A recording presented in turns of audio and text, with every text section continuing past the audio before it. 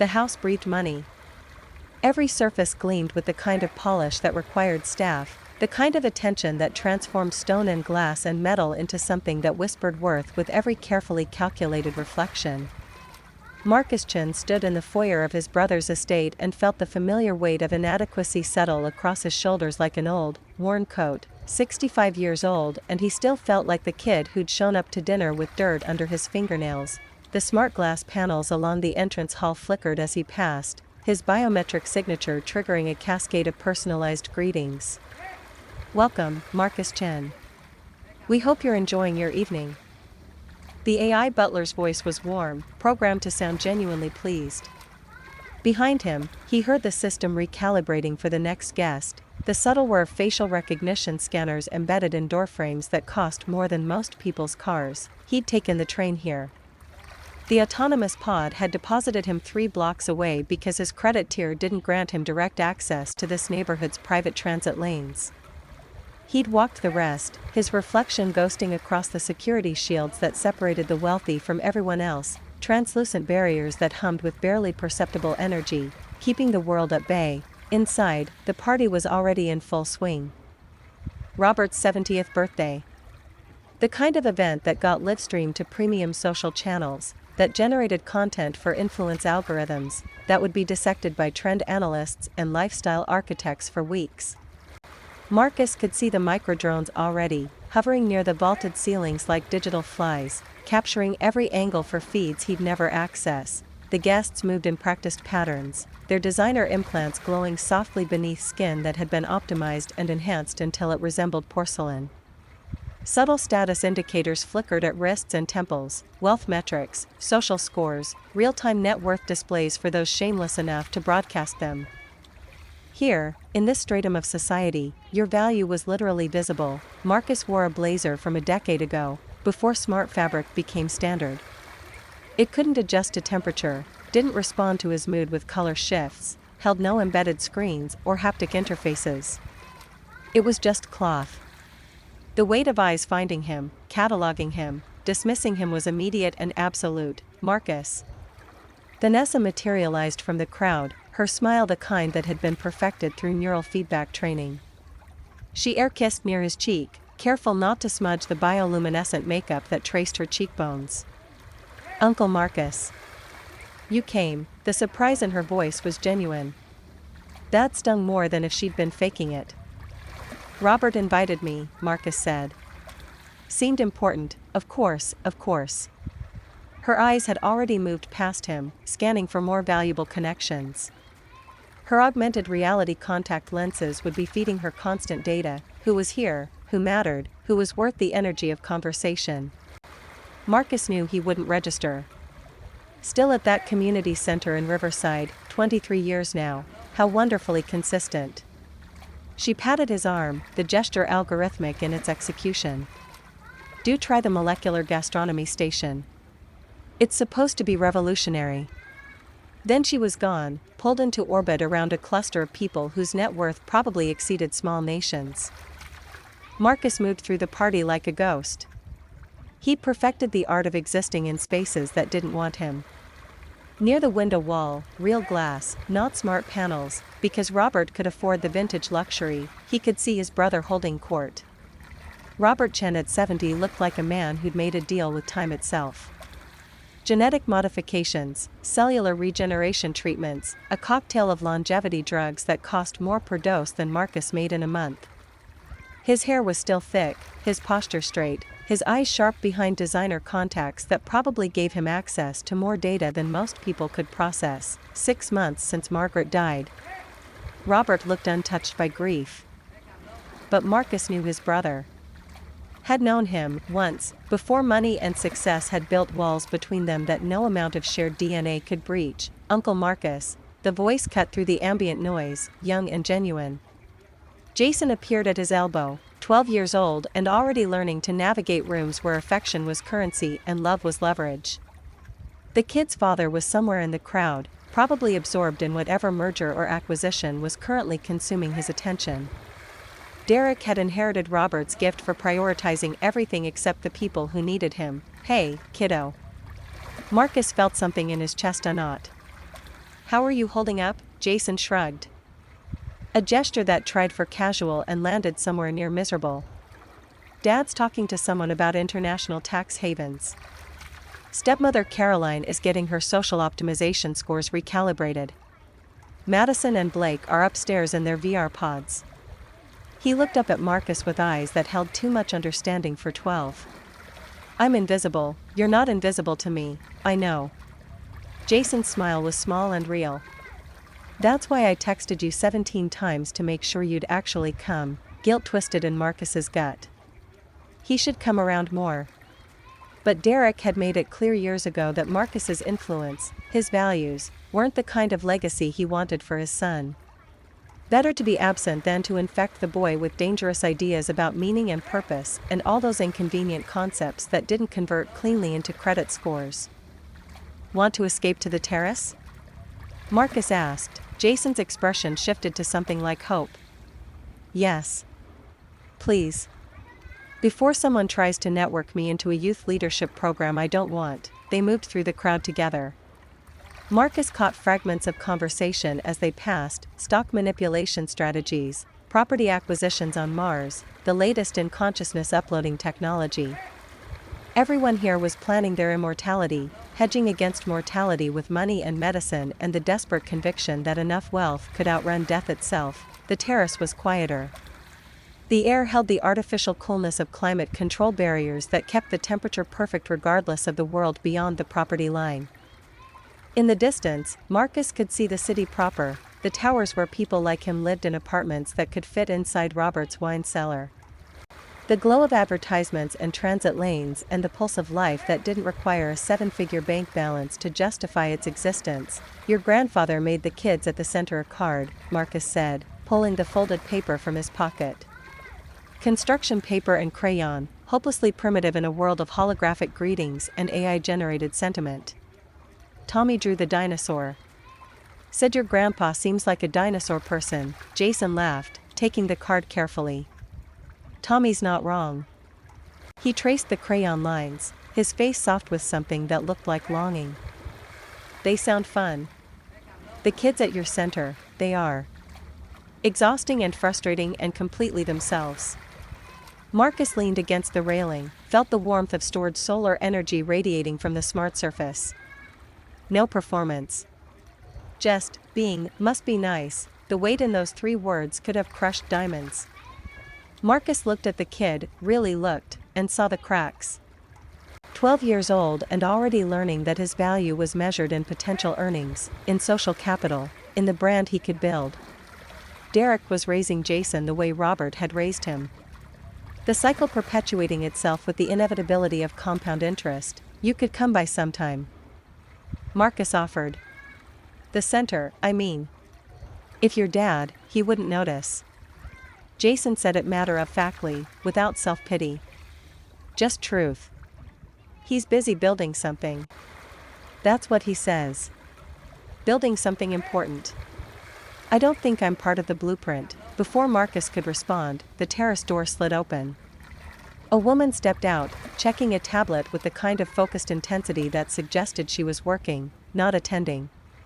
She wore the simple black uniform of service staff, but there was something about the way she carried herself, a confidence that didn't match her supposed station. She glanced up, registered them, started to retreat. Sorry. Didn't mean to interrupt. You're not, Marcus said quickly. Something about her made him want her to stay. Escaping the chaos, a smile flickered across her face. Something like that. I'm Elena. Managing the catering tonight, Marcus. He gestured to Jason. And this is my nephew, Jason, the infamous Uncle Marcus. Elena's expression shifted to something knowing. I've heard about you tonight. The family disappointment. The one who chose poverty over profit. She said it without judgment, just observation. Marcus laughed despite himself. That's me. Living cautionary tale, funny. Elena moved closer, her eyes intelligent and assessing. You don't look disappointed. That's because I'm not in a mirror enough to develop the proper level of self-loathing. He caught Jason's grin from the corner of his eye. Mirrors require walls you own. I rent. Renting's honest. Elena leaned against the railing beside him, close enough that he caught her scent, something clean and real, not the designer pheromones most of the guests were wearing. Ownership's complicated. Lots of maintenance. Lots of things that break. There was subtext there, layers he couldn't quite parse. Marcus studied her profile, the way the light from the party inside caught the curve of her jaw. She was beautiful in a way that didn't rely on enhancement or optimization. Just bone structure and intelligence, and a spark of something that made him acutely aware of how long it had been since he'd felt this particular kind of attention. You're staring, Elena said. Not looking at him, you're worth staring at. Jason made a noise that might have been a suppressed laugh. Elena turned, met Marcus's eyes directly, and he saw the moment she decided to engage rather than deflect. Bold statement from a man in a 10-year-old blazer. 15 years, actually. I'm sentimental about my clothes. Marcus grinned. They stick around. Don't upgrade themselves out of my life. Unlike people, unlike most things. The moment stretched between them, charged with something Marcus hadn't felt in years. Not since, but no, he didn't let himself go there. That was another life, another version of himself who believed in different possibilities, Elena's tablet chirped. She glanced at it, sighed. I have to get back. Champagne emergency. Apparently the molecular structure isn't properly aligned or something equally ridiculous. Tragic, Marcus said. How will civilization recover, with difficulty and excessive complaining? She straightened, but hesitated before leaving. Marcus? For what it's worth, I think your family has their metrics backward. Then she was gone, sliding back into the party with the ease of someone who knew how to navigate spaces without being truly seen. Jason was watching him with an expression of delighted conspiracy. Uncle Marcus. Were you just flirting? Absolutely not. Marcus felt his face warm. That was friendly conversation. You were definitely flirting. Jason's grin was the first genuine happiness Marcus had seen on the kid's face all night. She was pretty. And she didn't look at you like you're a failure. Most people don't look at me at all. Maybe that's their loss. The kid's loyalty, unearned and absolute, hit Marcus somewhere in the region of his chest. He pulled Jason into a quick hug, felt the boy lean into it with the desperate gratitude of someone who didn't get enough physical affection. When had Derek last hugged his son? When had anyone in this family offered touch that wasn't calculated for optimal social impact? Come on, Marcus said. We should get back before someone sends a search drone. They returned to the party together. The main room had filled even more, bodies and expensive clothing moving through choreographed social patterns. Near the center, Robert stood on a small platform, preparing to speak. The ambient conversation dimmed as attention focused.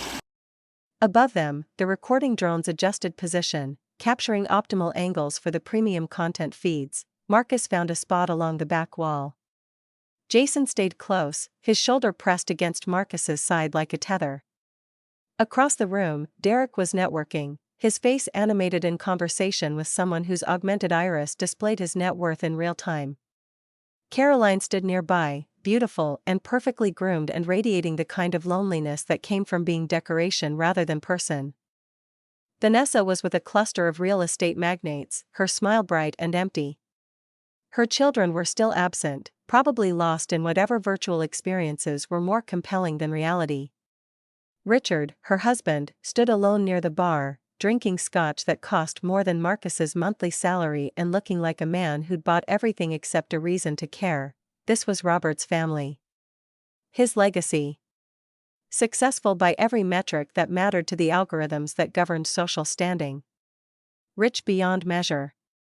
Connected. Influential. Miserable. Thank you all for coming. Robert's voice carried, enhanced by subtle audio manipulation that made it seem intimate despite the crowd. 70 years. It sounds impossible, but here we are. Marcus watched his brother. Really watched, the way he'd learned to observe people during 2 decades of community work. Robert was performing, but beneath the performance was something else. Uncertainty? Regret? The micro-expressions were there if you knew how to read them. Margaret always said birthdays were for reflection, Robert continued. His eyes swept the room, landed briefly on Marcus. So tonight, I've been reflecting on what I've built. The pause was calculated for dramatic effect, but Marcus heard the genuine question underneath. Robert was 70 years old, widowed, standing in a room full of people who measured their relationship to him in potential inheritance and social advantage. What exactly had he built? I built a company, Robert said. A fortune. This house. But standing here tonight, I'm wondering, did I build a family? Or did I just accumulate people? The silence was uncomfortable. People shifted, unsure if this was genuine vulnerability or another kind of performance. Derek called out something about morbidity, trying to lighten the mood. Others laughed, relieved to have permission to dismiss the moment as eccentric elder behavior, but Robert's eyes found Marcus again. Held. And in that look was a question Marcus had been waiting 40 years to hear but never expected to receive. Was I wrong? Did you get it right? Marcus had no answer. Or rather, he had the answer but wasn't sure Robert was ready to hear it. That success measured in spreadsheets and stock options and social metrics was just another way to die slowly. That the only wealth that mattered was the kind you couldn't deposit or invest or leave in a will. That Marcus went home every night to an empty apartment and still felt richer than anyone in this room because he knew exactly what his life had meant to people who had nothing else. The speech ended. The party continued. Marcus circulated because it was expected, endured the passive-aggressive comments because he'd learned to metabolize contempt like vitamins. Jeffrey cornered him near the dessert display, suggesting they take up a collection to buy him proper clothes. Patricia made a show of examining his blazer, wondering aloud if vintage poverty was becoming fashionable. Even the younger generation, the grandchildren of Robert's friends, looked at him with the kind of anthropological interest usually reserved for museum exhibits. Look, children. This is what happens when you make bad choices. Don't end up like Uncle Marcus. He was in the kitchen, escaping for the third time, when Elena found him again. She was directing staff, her tablet forgotten on the counter, and when she saw him she didn't hide her smile. You look like you're plotting murder, she observed, just contemplating the merits of voluntary exile. Marcus grabbed a glass of water from the purification system. Watched it fill with liquid that had been molecularly optimized for ideal hydration. Does champagne really have a proper molecular structure? No. But wealthy people like to believe their champagne is somehow superior at the atomic level. Elena dismissed a staff member with a gesture, then turned her full attention to Marcus. You're holding up better than I expected. I've had 40 years of practice, still. Most people would have left. Or thrown a punch. Or at least thrown expensive wine at someone's designer outfit. Violence is expensive. Can't afford the lawsuit. Marcus set down his glass, studied her. You're observant for someone managing catering. Something flickered in Elena's expression. Observation's part of the job. Making sure everything runs smoothly. That includes guest dynamics, and how are the dynamics tonight? Exactly as toxic as expected. She said it lightly, but there was steel underneath. Rich people in rooms competing over who matters most. It's like watching peacocks fight except with better clothes and worse values. Marcus laughed, surprised by her candor. You always this honest with guests? You're not like the other guests. Elena moved closer, close enough that he could see the flecks of amber in her brown eyes. You're the only person here who seems real. The moment expanded between them, thick with possibility. Marcus was acutely aware of the space closing between their bodies. The way Elena's breath had shifted slightly, the fact that he hadn't felt this particular spark of attraction in years. She was looking at him like he mattered. Like his worn blazer and modest life and complete lack of status weren't disqualifications but rather intriguing data points that didn't fit her usual equations. Elena, he started, not sure what he wanted to say. Her hand brushed his arm. Just a touch, barely contact, but it sent electricity through him with startling intensity. She began, get back to the champagne crisis? Molecular structure doesn't fix itself. They were both smiling now, the tension shifting from uncomfortable to something else entirely. Something that felt dangerous and exciting and completely inappropriate given that Marcus was 65 and hadn't dated in a decade and had precisely nothing to offer someone like her except conversation and outdated references to pre-algorithmic culture. "This is probably a terrible idea," Elena said, but she hadn't moved away. "Absolutely terrible," Marcus agreed, also not moving. "I don't do this." Mix personal with professional. "I don't do this either." Mix anything with anything. She laughed, and the sound was genuine and warm and made something in Marcus's chest ache with want. When was the last time someone had laughed at his jokes not out of politeness but real amusement? "What if," Elena started, the kitchen door burst open. Derek strode in, his expression impatient, his attention on his wrist display where data streamed in real time from markets on 3 continents. He didn't see Marcus immediately, was already talking into his neural implant about Tokyo and currency fluctuations and the kind of problems that could only be solved with millions of dollars and zero regard for human cost. Then his eyes landed on Marcus. Registered him with the kind of dismissive awareness usually reserved for furniture. "Uncle Marcus. Hiding in the kitchen?" Derek's smile was sharp. Somehow fitting. The help's quarters must feel more comfortable than success. Elena stiffened beside him. Marcus felt her attention sharpen, assess, catalog. She was watching Derek with the focused intensity of someone collecting data rather than simply reacting. "Just getting some water," Marcus said mildly. "Celebrating makes me thirsty, right?" "Celebrating." Derek grabbed a bottle of designer water, the kind that was glacier-sourced and blessed by AI monks or whatever ridiculous story justified the price tag. "Must be weird for you. Watching the family actually achieve things, not weird at all. I'm proud of your accomplishments." The honesty seemed to confuse Derek more than sarcasm would have. He blinked, recalibrating. "Well, don't get too comfortable. I think Dad wants to make another speech. Probably about legacy and succession and who gets what when he finally decides to actually retire instead of just threatening to." Derek's eyes flicked to Elena, dismissing her as irrelevant. Although with the marriage numbers in this family, inheritance is more complicated than ever. "Right, Uncle Marcus? Oh wait, you never married." "Smart financial decision, actually. Nothing to lose in the divorce," he left before Marcus could respond. The kitchen felt different in his wake, contaminated by casual cruelty disguised as family banter. Elena was very quiet beside him. "That's my nephew," Marcus said into the silence. "Derek. Robert's son. Father of Jason, the one who doesn't notice his kid exists, that one, yeah. Does he always talk to me like I'm a cautionary tale?" "Yes. Since he was old enough to understand that I'd chosen a different path than his father.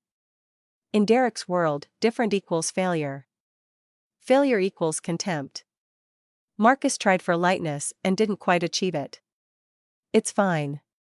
I'm used to it, you shouldn't have to be used to it." Elena's voice held an edge he hadn't heard before. "No one should be treated like that. Welcome to wealthy families, where love is conditional and worth is calculated in real time." Elena opened her mouth to respond, but her tablet chimed urgently. She glanced at it, swore softly, "Actual crisis this time." The senator's dietary restrictions were apparently not communicated properly and now there's a potential international incident involving shrimp. Sounds serious, deadly serious. Allergies and political alliances don't mix. But she hesitated before leaving, her eyes searching his face. "Marcus? After this is over, after tonight, would you want to get coffee? Real coffee, not the optimized garbage they're serving here." His heart did something complicated in his chest. "Are you asking me on a date, maybe? If you're not too busy being the family disappointment." "My schedule's surprisingly open," Elena smiled, the kind of smile that promised complications and possibilities in equal measure. "Good. Then it's a date. Or at least coffee with someone who thinks your blazer is charming instead of tragic." She left. Marcus stood alone in the kitchen, surrounded by the machinery of wealth and service, and felt something he hadn't experienced in years: hope. The dangerous, foolish kind that made people do irrational things like believe in connection and possibility and all those concepts that algorithms couldn't quantify. Through the doorway, he could see the party continuing. Robert was preparing for another speech. Derek was absorbed in his displays. Vanessa was networking. Caroline looked lost. Jason was probably somewhere, invisible and forgotten. This was his family. This was what success looked like when you measured it in everything except the things that actually mattered. And somewhere in this house full of expensive things and empty people, Robert had invited him for a reason. Marcus didn't know what that reason was yet, but he felt the shape of it forming, some test, some reckoning, some final accounting that had nothing to do with inheritance and everything to do with the question his brother had asked from the platform. Did I build a family, or did I just accumulate people? Marcus already knew the answer. The question was whether Robert was finally ready to hear it. The kitchen smelled like money, truffle oil and imported spices, the kind of ingredients that required overnight shipping from continents most people would never visit. Marcus stood near the industrial-grade coffee station, its chrome surface reflecting a dozen fractured versions of himself, and wondered how many versions of himself he'd become over the years. The one his family saw. The one his kids at the center knew. The one he actually was, somewhere beneath the accumulated weight of 4 decades worth of disappointment. Elena appeared in the doorway like she'd been summoned by his thoughts. She'd removed the catering headset, and without it she looked different. More real. Her hair had escaped its professional twist, dark strands framing a face that was striking in its lack of enhancement. No bioluminescent contouring. No dermal implants that shifted with mood algorithms. Just skin and bone and intelligence burning behind brown eyes that cataloged everything they encountered. Hiding again, she asked. Strategically retreating, Marcus corrected. He poured water from a dispenser that probably analyzed mineral content and adjusted pH levels in real time. There's a difference. Elena moved closer, near enough that he could smell her, something clean and human beneath the ambient scent of expensive food. I've been watching you all night, I know. That's your job, right? Observe the dysfunctional family, write your report, collect your fee, that was the job. She leaned against the counter beside him, her shoulder almost touching his. Past tense, Marcus felt his pulse quicken despite himself. 65 years old and he was reacting like a teenager to proximity and implication. What changed? You did. Or rather, my perception of you. Elena tilted her head, studying him with an intensity that made him acutely aware of every worn thread in his blazer, every gray hair, every marker of a life lived without the benefit of regenerative treatments and optimization protocols. I've done 40 family assessments, Marcus. 40 wealthy, dysfunctional families all convinced their particular brand of toxicity was somehow unique.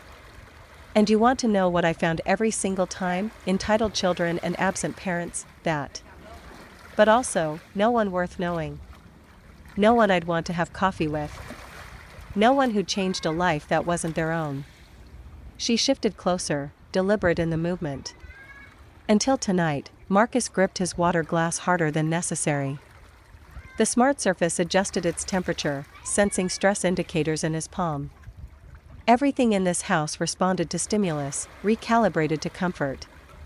Everything except the people. Elena, he started, but didn't know how to finish. I'm breaking protocol, she said quietly. Completely violating professional boundaries. My firm would fire me if they knew I was standing here telling you that watching you with your nephew made me feel something I haven't felt in years. What's that? Hope. That maybe I've been measuring the wrong things too. That there are people in the world who choose meaning over metrics. Her hand brushed his arm, the contact electric and brief. That a man in a 15-year-old blazer could be more interesting than anyone in Tom Ford. Before Marcus could respond, the kitchen door burst open with enough force to make them both step apart. Derek stood in the threshold, his face flushed with champagne and rage. His neural display flickering at his temple with what looked like red alert notifications. Behind him, Caroline hovered like a ghost, beautiful and insubstantial and so obviously desperate to be anywhere else. Uncle Marcus. Derek's voice dripped with contempt that had been fermented over decades into something toxic. Caroline said she saw you come in here. I wanted to, he noticed Elena, his expression shifting to dismissive irritation. We need the kitchen. Staff should be in the service areas, not fraternizing with guests. Elena's posture changed. Marcus saw her spine straighten, saw something sharp and dangerous enter her expression. But her voice remained professionally neutral. Of course. I was just checking on the canopy situation. The what? Derek waved a hand. Whatever. Just make sure the servers don't run out of the crystal. We have investors here who notice these things. He was already turning away when Caroline spoke, her voice soft but carrying weight. Derek, that was rude. Derek spun back, surprise and annoyance warring on his face. Excuse me, you were rude to her. To both of them. Caroline's hands twisted together, her expensive rings catching light. You're always rude to Marcus. To anyone you think is beneath you. Caroline, not now. When, then? Her voice gained strength, something Marcus had never heard from her before. Years of silence apparently had a breaking point. When are we going to talk about the fact that you treat people like assets? That you can't remember the last time you asked Jason about his day? I don't have time for this. Derek's neural display pulsed urgently. Tokyo's about to open. I have 300 million in currency plays that need. Your son is at this party, Caroline interrupted, and Marcus heard the hairline fractures in her composure. Your father is turning 70. Your brother is standing right here after you've mocked him all night. But Tokyo's opening, so none of that matters. Derek's face went through several expressions: shock, anger, calculation. He settled on condescension. You're being emotional. We'll discuss this later, at home, when you're calmer. I'm perfectly calm. Caroline looked at Marcus, and in her eyes was something like apology. I'm sorry. For all of it. For every time I stayed silent while her voice broke. She fled through the service door, leaving the kitchen thick with uncomfortable tension. Derek stared after her, his display now showing what looked like market fluctuations and communication alerts. His attention was already elsewhere, his wife's distress just another data point to be processed and filed. He glanced at Marcus with something approaching embarrassment, then covered it with aggression. You're a bad influence, Derek said flatly. On Jason. On my wife, apparently. You make people think that opting out is somehow noble instead of what it actually is, giving up. Marcus felt the familiar ache of words he could say but wouldn't. Of truths that would accomplish nothing except satisfying his own need for vindication. He'd learned, over 40 years, that arguing with people like Derek was like screaming into a void that screamed back with your own failures. But Elena hadn't learned that particular lesson. Mr. Chen, she said, her voice carrying an authority Marcus hadn't heard before. With respect, your uncle hasn't opted out. He's opted into something you don't value. There's a difference. Derek's eyes narrowed. And you are someone who's observed enough families to recognize the difference between success and achievement. Your uncle has the former. You have the latter. She smiled, sharp and professional. Now if you'll excuse me, I have canapes to verify. She left through the same door Caroline had taken. Marcus watched her go, feeling something shift in his chest, a combination of attraction and gratitude and the surreal sensation of being defended by someone he'd met 3 hours ago. Derek stood in the doorway, his display casting red shadows across his face. What the hell was that about? I think she was telling you that you're an asshole, Marcus said mildly. But with better vocabulary, she's staff. Staff doesn't get opinions. Derek's fingers twitched, probably accessing data streams, running algorithms, checking market positions across 3 continents. And you? You need to stay away from Jason. The words hit harder than they should have. Marcus kept his face neutral through decades of practice. Jason's my nephew. My brother's grandson, he's my son. And I won't have you filling his head with your poverty mentality. He has a legacy to inherit, responsibilities to prepare for. He doesn't need to learn how to be satisfied with nothing. I don't have nothing, Derek. You have a Honda from 2010 and an apartment smaller than my garage. In any meaningful sense, you have nothing. Derek's voice dropped, became almost curious. How do you stand it? Being the failure everyone points to? The cautionary tale? Don't you wake up every day and wish you'd made different choices? Marcus considered the question seriously. It deserved that much, at least. No. I don't. You're lying. I'm really not. I wake up and know that today I'll matter to someone. That Tommy or Keisha or any of the 40 kids at my center will need something and I'll be there. That's worth more to me than your portfolio. Derek laughed, but it held no humor. That's the saddest thing I've ever heard. You've convinced yourself that poverty is nobility. That sacrifice is virtue. But you know what it really is, Uncle Marcus? It's waste. You had every advantage I had, same family, same education, same opportunities. And you threw it away for what? To feel good about yourself? To be the hero in some kid's story? Yes, Marcus said simply. Exactly that. The answer seemed to infuriate Derek more than any argument would have. His display flashed urgent red. He glanced at it, then back at Marcus with something like pity. Tokyo's open. I have to go. But Marcus? Stay away from my son. I mean it. He doesn't need your influence. He needs to learn how to succeed in the real world. Not whatever fantasy you've built where failure looks like winning. He left. The kitchen felt larger in his absence, emptier. Marcus stood alone among the commercial-grade appliances and imported ingredients and felt the familiar weight of being misunderstood by people who would never see him clearly. His phone buzzed. A text from Jason. Uncle Marcus, are you okay? I saw Dad storm into the kitchen. Marcus typed back, I'm fine, kiddo. Just your dad being your dad. 3 dots appeared, disappeared, appeared again. Then, I hate that you have to deal with this. I hate that everyone treats you like you're the problem. Marcus's chest tightened. He typed, I'm not the problem. But I'm also not their solution. That's okay. We don't have to be everything to everyone. You're everything to me. The words sat on the screen, stark and honest and carrying more weight than a 12-year-old should have to articulate. Marcus stared at them until his vision blurred, then pocketed his phone without responding. Some things were too important to reduce to text. The terrace called to him. He needed air, space, distance from the performance happening inside. He slipped through the service corridors, paths designed for invisible people, for those who maintained the machinery of wealth without being acknowledged as part of it. The irony wasn't lost on him. He'd spent 4 decades being treated as invisible by his family.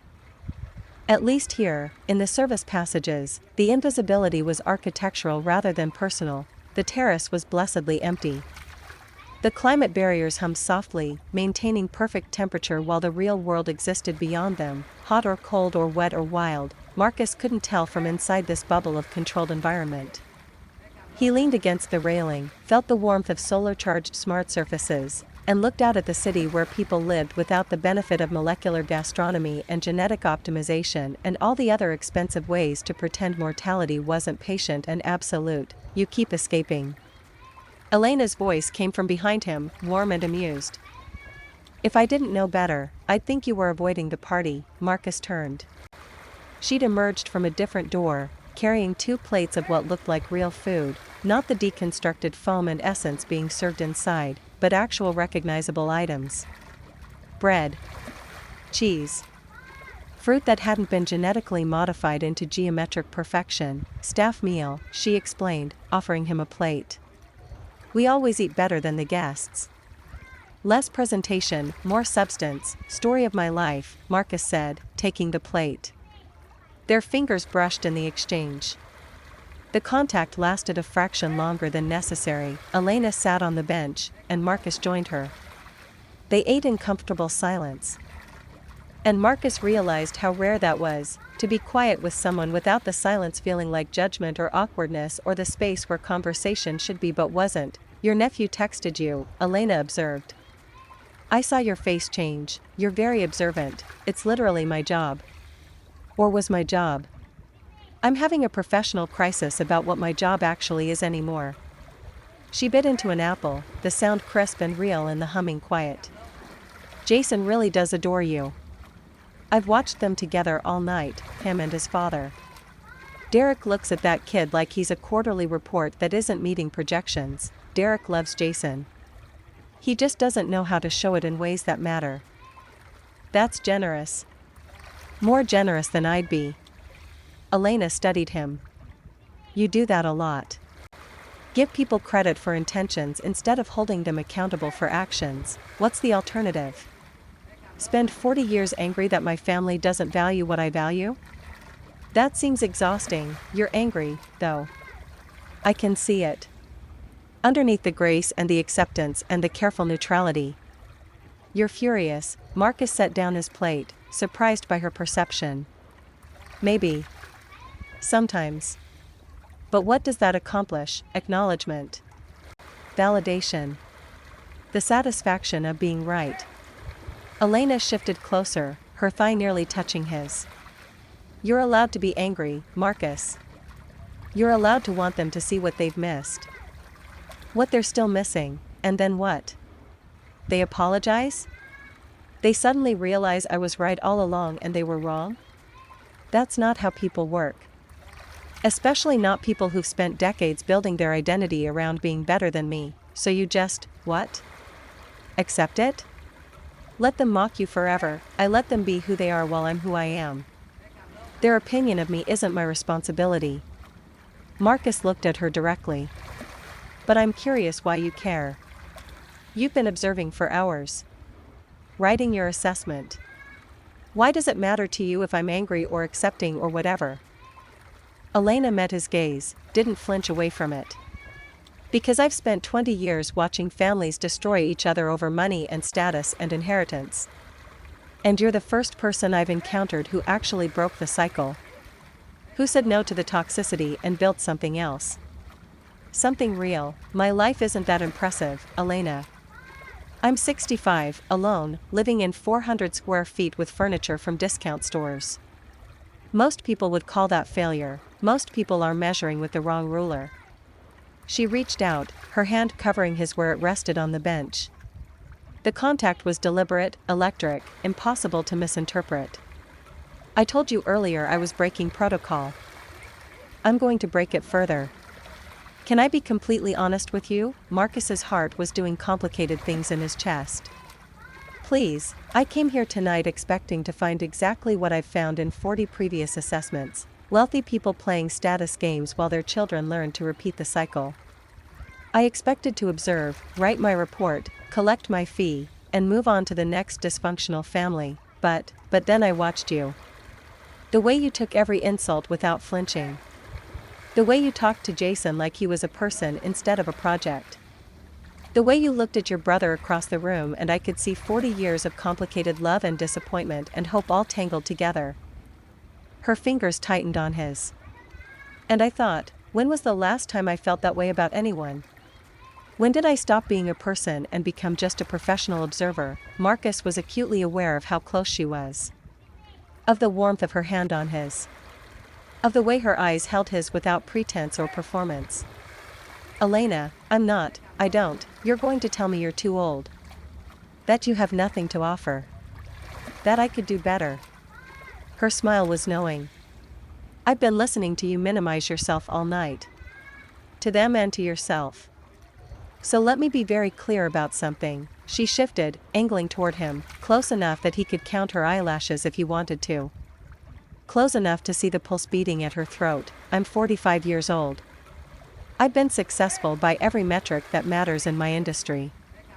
I own property in 3 cities.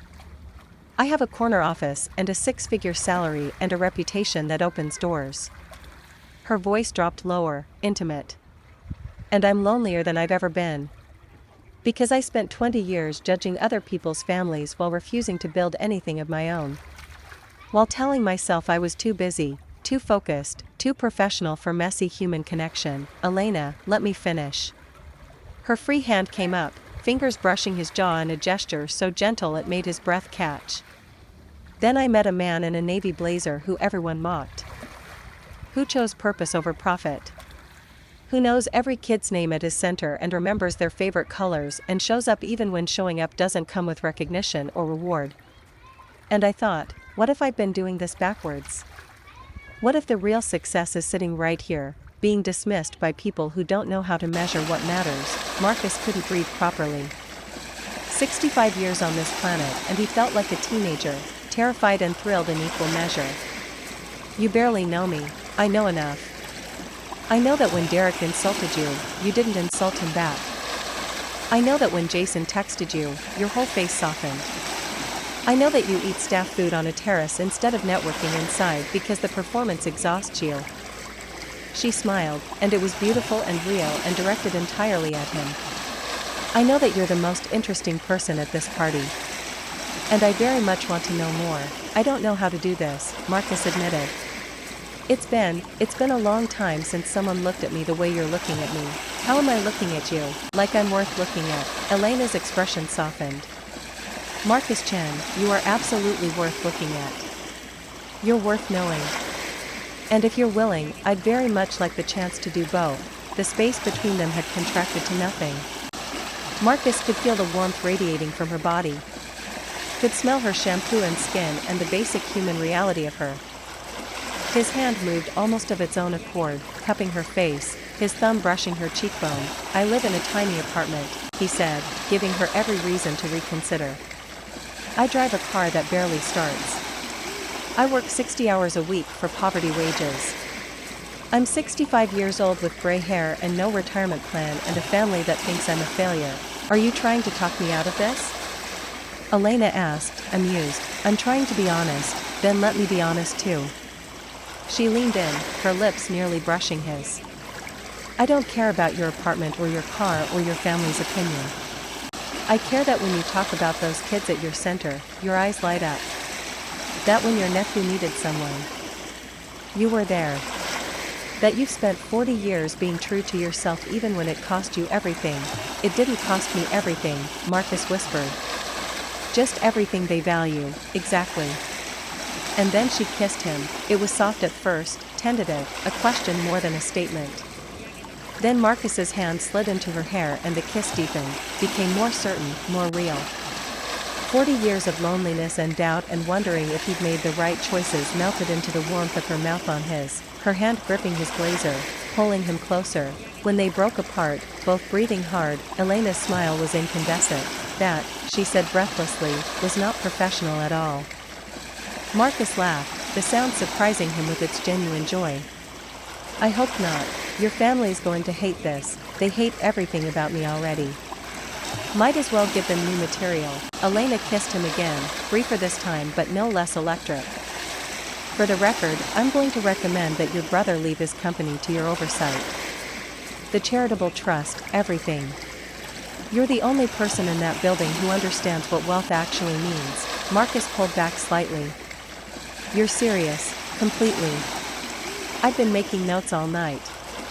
Derek's a functioning workaholic with no emotional intelligence. Vanessa's so focused on image she can't see her own children. But you? You've been rich all along in the ways that matter. Her hand traced patterns on his chest through his shirt. And now you get to watch them realize it. That's not revenge. That's just truth. Sometimes they're the same thing. Elena stood, pulling him up with her. Come on.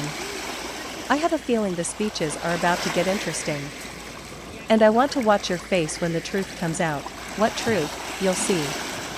She kissed him one more time, quick and promising. But Marcus? Whatever happens in there, remember that you've already won. You just didn't know the game was being played by different rules. They walked back toward the party together, fingers intertwined. And Marcus felt the weight of 40 years begin to lift. Not because of vindication or revenge or proving anyone wrong. But because someone finally saw him clearly and chose him anyway. Because a woman who'd spent 20 years observing dysfunction had looked at his life and called it success. Because for the first time in decades, he felt seen. Inside, the party had reached that tipping point where champagne and status anxiety created volatile chemistry. Robert stood near the platform, looking older suddenly, more fragile. Their eyes met across the room, and Marcus saw something shift in his brother's expression. Recognition. Decision. The look of a man about to set fire to carefully constructed lies. Jason found him immediately, materializing at his elbow with the instinct of someone who'd learned to track his only ally. "Uncle Marcus, Dad's looking for you." "He seems mad, when isn't he?" Marcus ruffled the kid's hair. "You okay? Better now that you're here." Jason's eyes landed on Elena, on their joined hands, and his face lit up with delight. "Uncle Marcus, are you guys, this is Elena," Marcus said, unable to stop smiling. "Elena, this is Jason, my favorite nephew, your only nephew," Jason corrected, but he was grinning. "Hi, Elena. Are you Uncle Marcus's girlfriend?" Elena laughed, the sound warm and unself-conscious. "I'm hoping to be, if he'll have me." "He'll have you," Jason said with complete certainty. "Uncle Marcus deserves someone good. Everyone else in this family has someone and they're all miserable. You look like you make him happy." "I'm going to try," Elena said seriously, and Marcus felt his chest constrict with affection for both of them. Robert stepped onto the small platform, and the room gradually quieted. Marcus felt Elena's hand tighten on his. Felt the weight of attention shifting, focusing.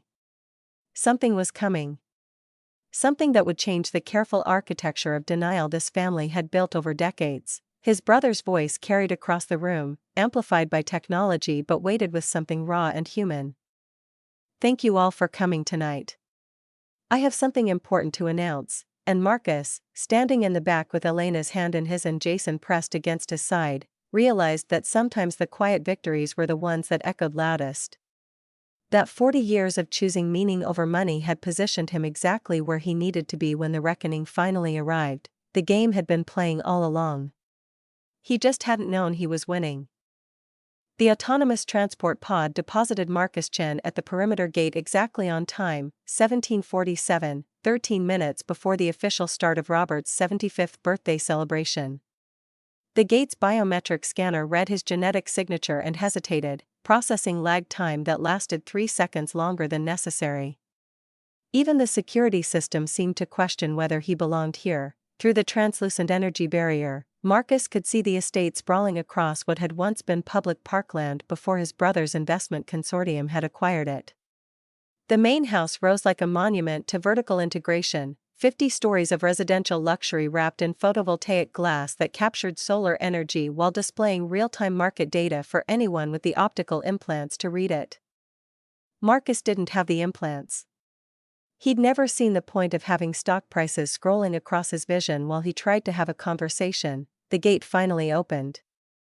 Marcus walked the quarter-mile driveway on foot while other guests arrived via private air cars that touched down on designated landing pads, their engines silent except for the whisper of anti-gravity generators. He passed beneath trees that had been genetically modified to bloom year-round, their flowers releasing designer pheromones meant to induce calm and contentment.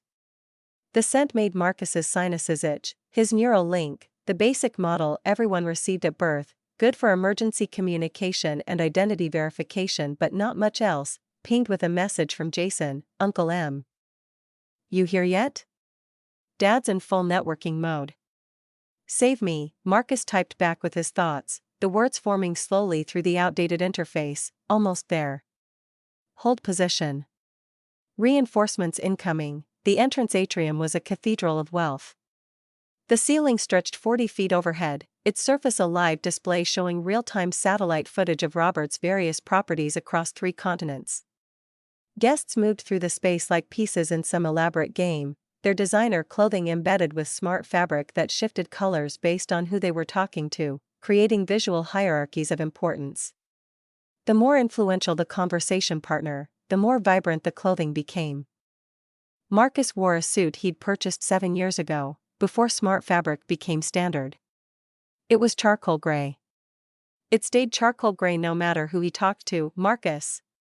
Patricia Whitmorton materialized from the crowd, her dress cycling through shades of gold that indicated she'd just been conversing with at least 3 board members. "You actually came." "Robert said you might not. He invited me." "Yes, well. Patricia's smile was calibrated for maximum social efficiency, warm enough to appear genuine, cool enough to maintain distance. It's been what, 2 years since the last family gathering? 3. My goodness. Well, you look exactly the same. Her eyes performed a rapid assessment, cataloging his outdated suit, his lack of visible enhancement, the absence of status indicators. Still at that community center in Sector 7, Riverside Community Center. Yes, how wonderfully consistent. She touched his arm briefly, a gesture her social optimization software probably recommended. The bar is serving something called a quantum martini. The garnish exists in superposition until you observe it. Very trendy. You should try one. She evaporated back into the crowd before Marcus could respond. He stood in the entrance atrium, feeling the familiar weight of not quite belonging settle across his shoulders like an old coat he couldn't take off. The main reception hall opened before him, and Marcus stepped into controlled chaos. 200 guests circulated through a space designed to make wealth feel intimate. Holographic displays floated throughout the room, showing curated highlights from Robert's life, the founding of Chin Dynamics, the patent acquisitions, the merger that had made him one of the 50 wealthiest individuals in the North American Prosperity Zone. Nowhere in the displays was there mention of Margaret, Robert's late wife, who died 9 months ago. Nowhere was there footage of Robert's children as children, or his grandchildren learning to walk, or any of the small human moments that didn't translate to shareholder value. Marcus found Jason exactly where he'd predicted, at the designated youth socializing area. Alone at a table designed for 8, his fingers moving through holographic projections that only he could see through his optical implants. The kid was probably deep in some virtual environment, anything to escape the performance happening around him. Marcus sat down without announcing himself.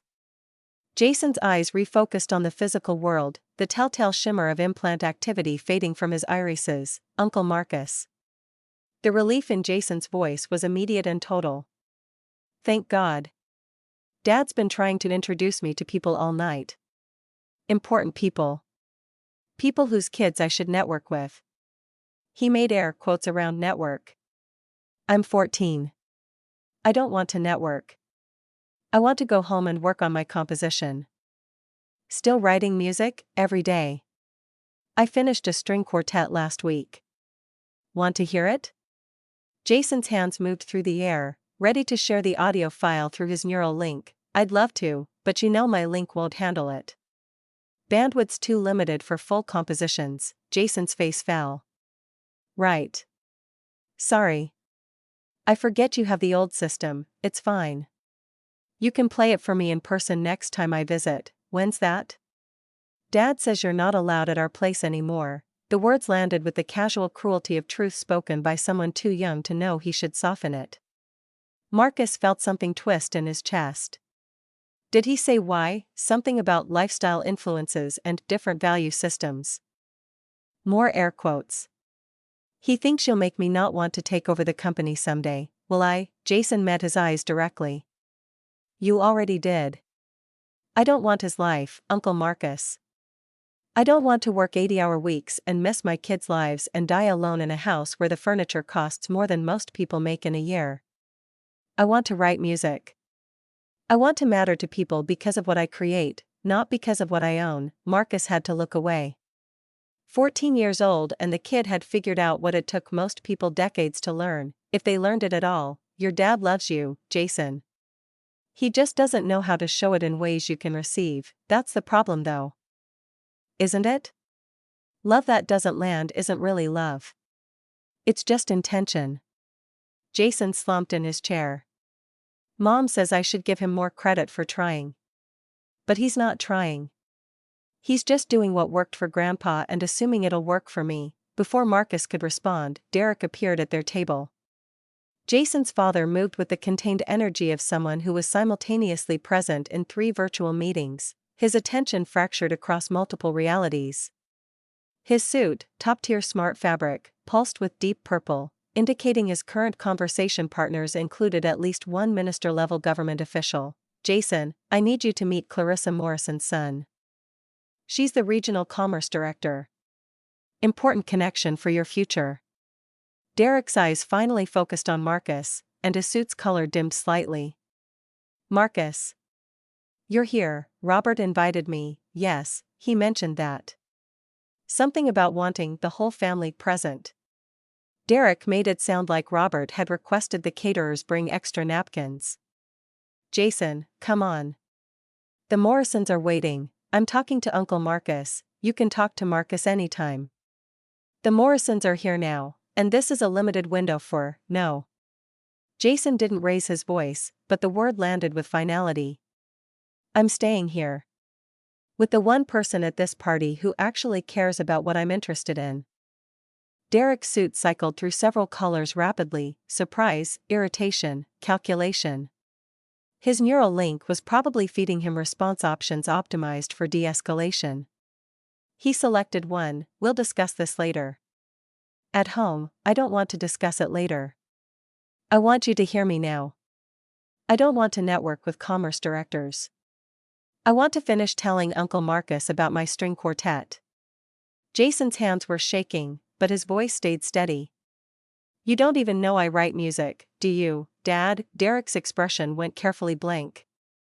Of course I know you're interested in music. You had those piano lessons when you were 7, I'm 14 now. I've written 43 original compositions.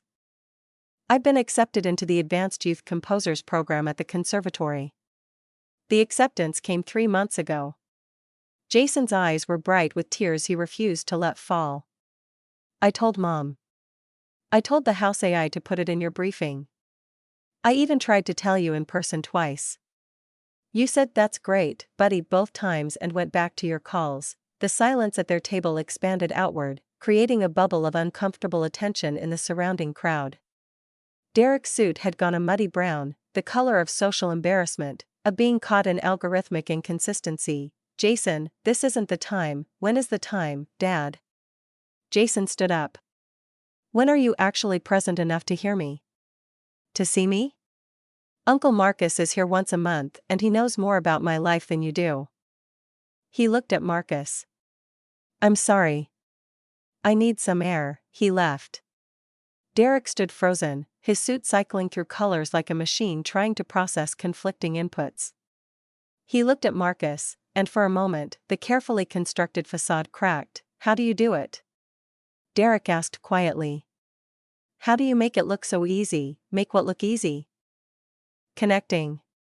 Being there. He texts you more than he texts me. His own father. Derek sat down heavily in the chair Jason had vacated. I'm trying, Marcus.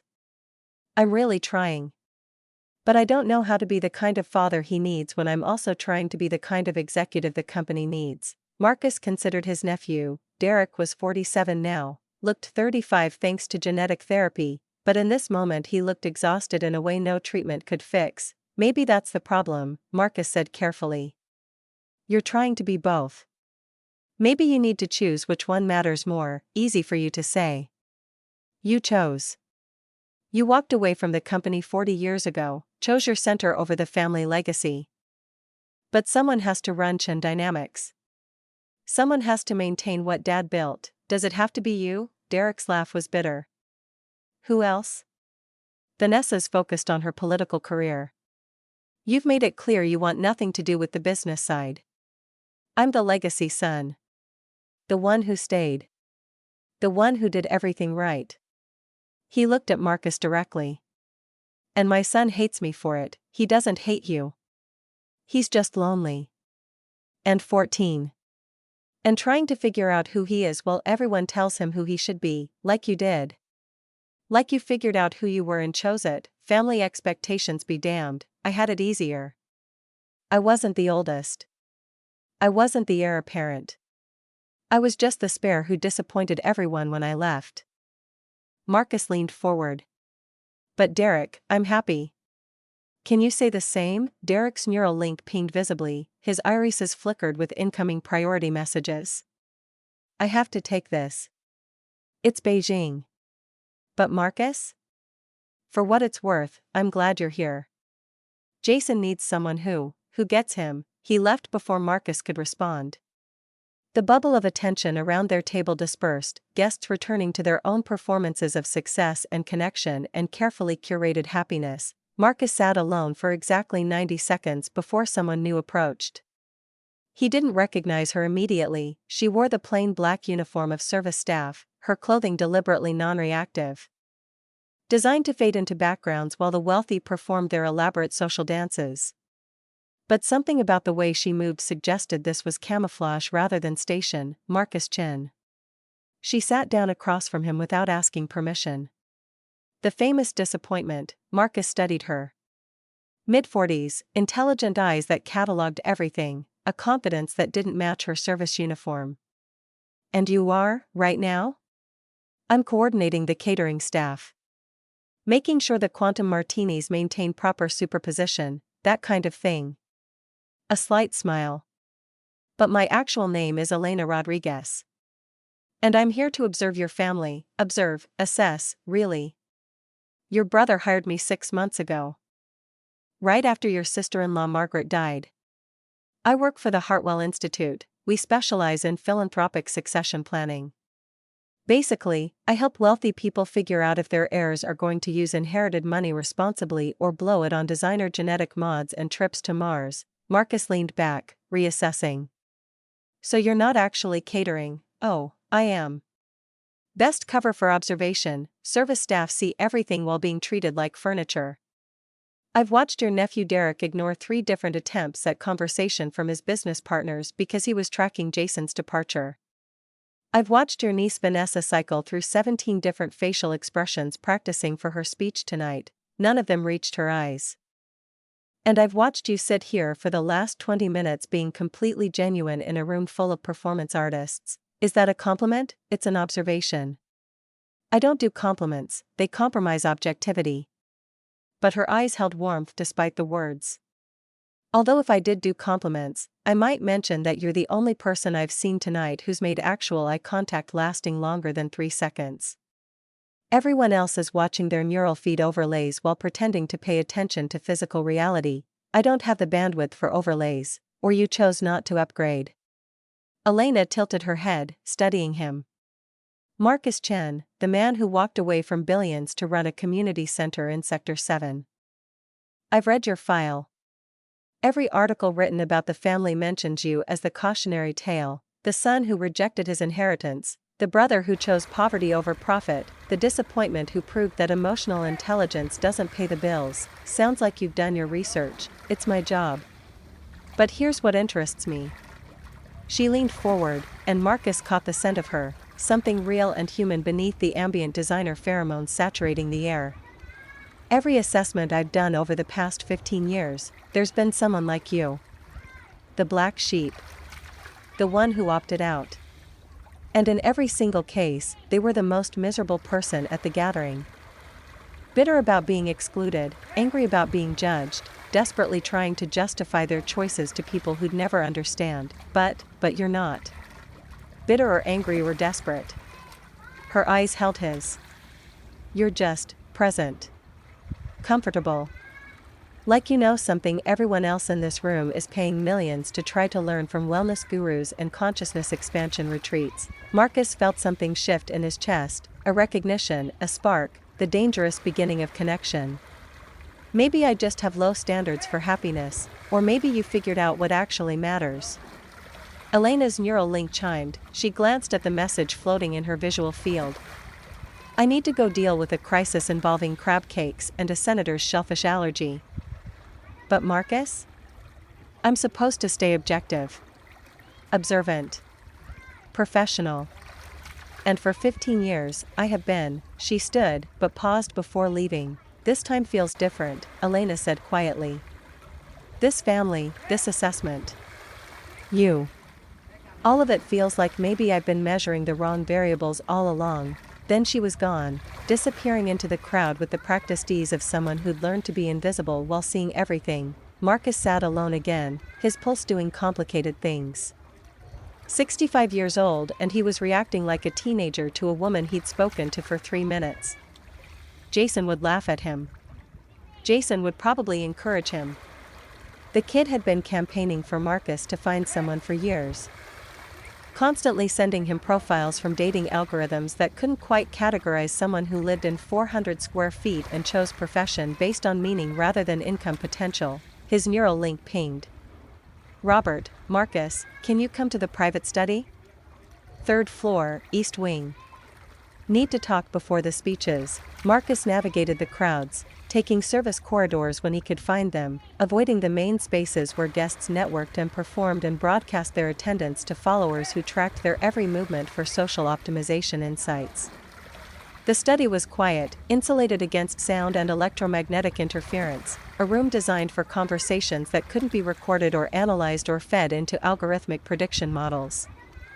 Robert stood at the window wall, looking out over the city where their father had started Chin Dynamics 75 years ago in a rented office with 3 employees. Now the company employed 40,000 people across 6 continents and had been valued at its last market assessment at just over $1 trillion. Little brother. Robert's voice was tired. He'd aged in the 9 months since Margaret's death, aged in ways the genetic treatments couldn't touch. Thank you for coming. You asked me to. I've asked you to come to things before. You usually find creative excuses. Robert turned from the window. Margaret made me promise something before she died. Made me swear on everything I valued, which, let's be honest, wasn't much beyond the company and my reputation. Marcus waited. She made me promise to figure out what I'd actually built. Not Chin Dynamics. Not the wealth or the properties or the legacy that'll be written about in business journals. But the family. The people. The relationships. Robert's hand shook slightly. She said I'd spent 50 years treating people like assets to be optimized, and that if I didn't want to die alone in a house full of expensive things, I needed to take inventory of what actually mattered. Robert, I'm dying, Marcus. The words fell into the quiet like stones into still water. Pancreatic cancer. Stage 4. Treatments might buy me 6 months. Maybe 8. Certainly not another year. He held up a hand before Marcus could speak. I've known since before Margaret died. She helped me hide it from the kids because I wasn't ready to deal with their grief or their calculations about inheritance or any of it. Marcus couldn't breathe properly. His brother, his complicated, difficult, occasionally cruel brother who'd spent 40 years treating Marcus's choices like personal affronts, was dying. Why are you telling me? Because Margaret was right. I built an empire and destroyed a family in the process. Derek works 80-hour weeks and his son can't stand to be in the same room with him. Vanessa's so focused on her political career that her own children communicate with her through scheduled appointments. And you? Robert's smile was sad. You're the only one who got it right. Who chose people over profit? Who built something that actually matters? Robert, I don't. Elena Rodriguez is going to observe tonight. Watch how everyone interacts, how they treat each other when they think inheritance is on the line. She'll write a report recommending what I should do with controlling interest in Chin Dynamics. Robert moved closer. I wanted you here because you're the standard I should have set 40 years ago. You're what success actually looks like, and I was too blind to see it. Marcus felt tears threatening. You're not blind. You're just scared. Death does that, maybe. But being scared is helping me see clearly for the first time in decades. Robert gripped Marcus's shoulder. I'm going to ask something of you tonight. Something big. And I need you to trust that I'm finally doing what I should have done when you left the company 40 years ago. What are you going to ask? You'll see. During the speeches. But Marcus? Robert's eyes were wet. I'm sorry. For 40 years of treating your wealth like poverty. For letting them mock you. For not defending you or seeing you or valuing what you built. You were right and I was wrong. And I don't have enough time left to make up for it. They stood there, 2 brothers who'd spent 4 decades on opposite sides of a divide made of money and values and fundamentally different answers to the question of what made a life worth living. You don't have to make up for anything, Marcus said. You just have to be present for whatever time you have left. Robert pulled him into a hug, awkward and fierce, and the first time they'd embraced since their father's funeral 20 years ago. When they separated, both men were crying. The speeches start in 20 minutes, Robert said. I need you to find Jason. Make sure he's okay. And Marcus? Whatever happens tonight, whatever I announce, trust that I'm trying to do the right thing, even if it's 40 years too late. Marcus left the study with his mind spinning. Robert was dying. Elena was observing. Jason was hurting. And something was about to happen that would upend the carefully constructed hierarchy this family had maintained for decades. He found Jason on an exterior terrace, overlooking the city that sprawled beneath Robert's estate like a digital tapestry, millions of people living and working and struggling and celebrating in spaces smaller than this terrace. The climate barrier hummed softly, maintaining perfect temperature while the world beyond continued its messy, complicated existence. Your grandfather wants to start speeches soon, Marcus said, joining Jason at the railing. Did he tell you? Tell me what? Jason turned, and his face held knowledge that no 14-year-old should have to carry. That he's dying. I heard him tell Dad 3 months ago. Dad told him not to tell anyone else because it would affect stock prices. Marcus felt rage kindle in his chest, clean and bright and utterly useless. Jason, it's fine. I'm used to it. Everything in my family gets measured against market impact. Jason's hands moved through holographic interfaces only he could see. I've been writing a piece. For Grandpa. A requiem. Want to know what's funny? What? I'm writing a requiem for a man who's not dead yet, for a relationship we never really had, to be played at a funeral where everyone will be thinking about inheritance instead of grief. Jason wiped his eyes. Your life makes so much more sense to me now, Uncle Marcus. You left because staying would have killed something important inside you.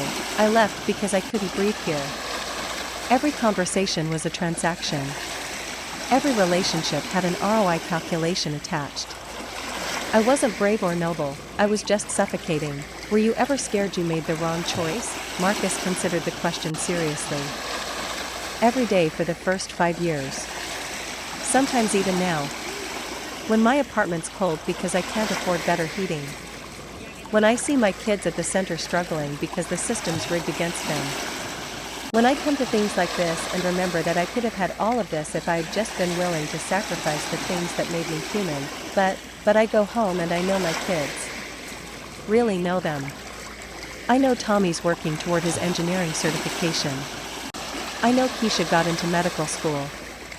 I know Marcus Jr., yes, there's a kid named after me, long story, is learning to code and wants to build systems that help people instead of exploit them. I know these things because I'm present enough to ask and patient enough to listen. Jason nodded slowly. I want that. Whatever you have. I want to matter to people because of who I am, not what I own or who my family is or what my net worth projects to, then choose it. Every day. Even when it's hard. Even when people think you're crazy. Marcus put his arm around Jason's shoulders. And remember that you're not alone. I'll be here. Always. They stood together, watching the city pulse with life, while inside the house guests gathered for speeches that would change everything. Elena found them 15 minutes later. She'd shed the service uniform for something that suggested her actual station, still professional but clearly expensive, clearly chosen by someone who understood how to command attention without demanding it. She moved onto the terrace with purpose, her neural link displaying priority status indicators that even Marcus's basic system could detect. They're starting soon, she said. Then, to Jason, you're the nephew. The composer. Jason blinked in surprise. How did you know? Your uncle's been talking about you all night to anyone who'll listen. Which is basically just me, since everyone else here is too busy performing their own importance to have actual conversations.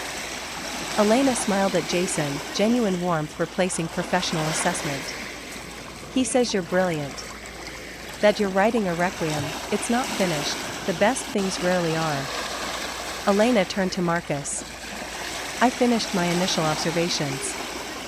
Want to know what I found? I'm not sure I do, too bad. I'm going to tell you anyway. She moved closer, close enough that Marcus could see the amber flecks in her brown eyes, could feel the heat radiating from her body in the controlled temperature of the terrace. Your family is exactly as dysfunctional as every other wealthy family I've assessed. They measure love and inheritance percentages. They treat relationships like portfolio positions. They've optimized everything except the things that actually matter. That's not exactly news, no. But here's what is news. Elena's hand brushed his arm, the contact deliberate. You're the anomaly in my data. The variable that doesn't fit the model. For 15 years, I've operated on the assumption that people who opt out of wealth do so out of bitterness or inability to compete or fear of success. That given the choice, everyone would choose money over meaning, and now I'm standing here talking to a man who chose meaning 40 years ago and never regretted it.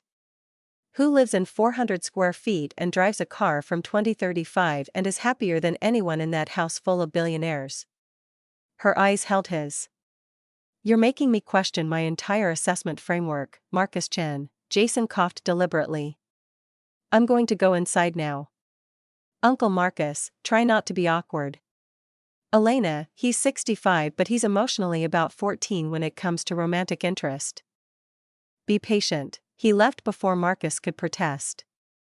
Elena laughed, the sound genuine and unfiltered and completely at odds with the carefully controlled emotional expressions that dominated the party inside. Your nephew's perceptive, he's going to be insufferable about this later. About what? Elena moved closer still, and Marcus's heart was doing complicated arrhythmic things. His basic health monitor was probably flagging as concerning. About you. About this. About whatever this is. What if I told you I know exactly what this is? Elena's hand found his, her fingers interlacing with his in a gesture that felt both natural and terrifying. I'm 45 years old, Marcus. I've been married twice, both times to men who measured success in zeros on a bank statement. I've spent 15 years traveling the world assessing wealthy families while telling myself I was too busy for my own life. And in the past 4 hours, watching you interact with your nephew and your brother and the entire performative disaster happening inside, I've realized something. What's that? I've been optimizing for the wrong variables. Measuring the wrong kind of success. Just like everyone I've been assessing. She lifted her free hand to his face, fingers tracing the lines life had carved there. You're interesting, Marcus Chen. You're real in a world full of augmented facades. And I would very much like to get to know you better, if you're open to being known. Marcus couldn't breathe properly. Couldn't think clearly. 65 years of being dismissed and underestimated and treated like a cautionary tale, and here was Elena Rodriguez, brilliant, beautiful, seeing him clearly, choosing him anyway. I live in a tiny apartment, he heard himself saying. I work 60 hours a week for barely above subsistence wages. I drive a car that requires manual steering. I don't have the implants for full virtual immersion. I can't afford genetic optimization or longevity treatments or any of the things people in your world consider baseline necessities. Your world. Elena corrected. Not mine. I have all those things, Marcus. The penthouse apartment. The genetic treatments. The full neural integration. And you know what? I'm lonelier than I've ever been. Because I've spent 15 years observing life instead of living it. Watching other people's families fall apart while refusing to build anything of my own. She kissed him then, soft and tentative and searingly honest. Marcus's hands found her waist, pulled her closer, and for a moment the performance happening inside and the assessments and the dying brother and the complicated legacy of 40 years all fell away. There was just this. Just Elena and the warmth of her mouth and the terrifying possibility of connection. When they broke apart, both breathing hard, Elena's smile was incandescent. I'm supposed to be objective, she said. Professional. I'm supposed to observe your family and write a report recommending what your brother should do with his estate. And I've completely failed at objectivity, because all I can think about is how much I want to know what you're like when you're not at a party full of people who don't appreciate you. I'm pretty boring, actually. I read. I work. I spend time with kids who need someone to show up. That's basically my life. That sounds perfect. Elena kissed him again, briefer but no less electric. Fair warning, I'm going to recommend that your brother leave controlling interest in chin dynamics to you. The charitable trust. Everything. And when that happens, your family is going to lose their minds. Derek will contest it. Vanessa will hire lawyers. It's going to be messy and public and complicated. Why are you telling me this? Because I want you to know that when it happens, I'll be standing next to you. If you'll have me. Her eyes searched his face. I know we just met. I know this is crazy. But I've spent 15 years looking for something real in a world full of performance art, and I think I just found it. In a 65-year-old man in a suit from 2038 who chose purpose over profit and never looked back, Marcus couldn't speak. Could barely process. His neural link was pinging with messages, Robert saying speeches were starting, Jason asking where he was, Derek demanding he come inside. Forth the announcement. We should go in, Elena said, not moving. We should, Marcus agreed, also not moving. They kissed one more time, and then Elena took his hand and led him back into the house where speeches were beginning and revelations were coming, and 40 years of quiet vindication were about to become very loud public reckoning. But in that moment, walking through the climate barrier with Elena's hand warm in his, Marcus realized something fundamental. He'd already won. Not because of the inheritance or the trust or his brother's deathbed revelation. But because he'd built a life that mattered, loved people who loved him back, and now, impossibly, wonderfully, found someone who saw him clearly and chose him anyway. The rest was just noise. Important noise, probably painful noise, definitely complicated noise. But noise nonetheless. Inside, the crowd was gathering. Robert stood on a small platform, his hands shaking slightly as he prepared to detonate the careful architecture his family had built over 3 generations. Derek and Vanessa stood near the front, their faces optimized for appearing appropriately grateful for whatever announcement was coming. Jason sat alone at the back, his fingers moving through holographic interfaces, probably working on his requiem. Elena squeezed Marcus's hand one final time before moving to her observation position. Whatever happens, remember, you're the richest person in this room. You just measure wealth differently. Then the speeches began, and Marcus Chen, the family disappointment, the cautionary tale, the man who chose poverty over profit, watched his brother prepare to tell the truth about what success actually meant. And for the first time in 40 years, Marcus felt something like vindication, not because he'd been proven right, but because his brother had finally learned what Marcus had known all along, that the only wealth that mattered was the kind you couldn't deposit in accounts or optimize through algorithms or leave in a will. The kind you built through presence and patience and showing up for people even when showing up was hard. The kind that made 12-year-old boys text you when they were scared and 45-year-old women kiss you on terraces and dying brothers call you the standard they should have set 4 decades ago. That was the inheritance Marcus had built. And no market fluctuation could diminish its value.